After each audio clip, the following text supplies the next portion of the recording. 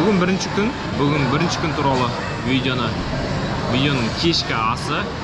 Қазір алда тағы да неше түрлі ойлар бар. Көреміз, сол жақта видеоға түсірсе, видеоны түсіріп сіздерге көрсететін боламын. Ужинді көрсетеміз сіздерге қандай екен.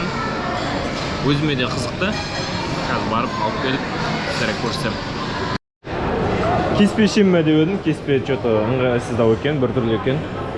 Вегетарианстарға алған ба, кілең шөп сондай.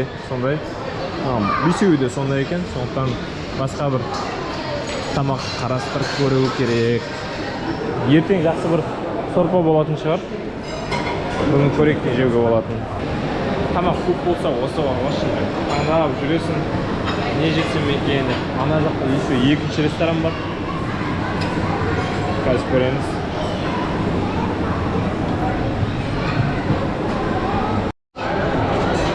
Мынандай неше түрлі тамақтар тұр. Бәрінен кішкентайдан салып жейтін боламын. Міне мынандай микс алып алдым. Бұның ішінде балық бар, горох бар, жұмыртқа дейін бар. Даже кейбірінің атын білмеймін. Мысалы үшін мынаның атын білмеймін не екен. Не болса да жеп көреміз. Иә, тамақ енді шынымен өте көп. Көзбен тойып қаласың ғой.